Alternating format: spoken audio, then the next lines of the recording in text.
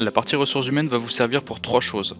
Premièrement, la gestion du personnel. Vous allez pouvoir lister toutes les ressources en interne, c'est-à-dire les collaborateurs de votre entreprise, dans cette liste, ce qui vous permettra ensuite de pouvoir leur dématérialiser les documents, comme leur contrat de travail, la mutuelle par exemple, dans cette partie documents, mais également les bulletins de salaire. Lorsque vous allez avoir les PDF des bulletins de salaire par votre comptable, vous allez pouvoir les mettre sur la plateforme pour que chacun puisse venir retrouver sur son espace les bulletins qui le concernent. Sachez que quand vous mettez les bulletins de salaire sur la plateforme, une dépense de masse salariale est également créée automatiquement pour venir incrémenter vos statistiques. Petite astuce, c'est également cette partie personnelle qui va vous permettre de pouvoir mettre un coût moyen horaire pour vos salariés si vous souhaitez suivre la marge sur la partie projet que je vous invite à aller voir.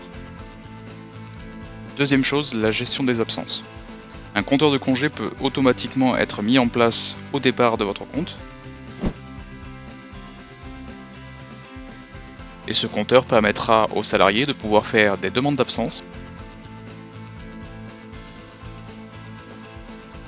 que ce soit de congés payés, de RTT ou d'autres motifs d'absence. Et en tant que manager, vous recevrez une demande de validation pour les absences, qui vous permettra de valider ou refuser, et d'obtenir un calendrier des absences. Troisième chose, la saisie des charges sociales qui vous permettront de pouvoir saisir notamment les dépenses d'URSSAF par exemple. En saisissant les informations sur cette partie charges sociales, les dépenses créées seront automatiquement typées comme étant charges sociales, mais rien ne vous empêche de le faire depuis la partie dépenses que je vous invite à découvrir.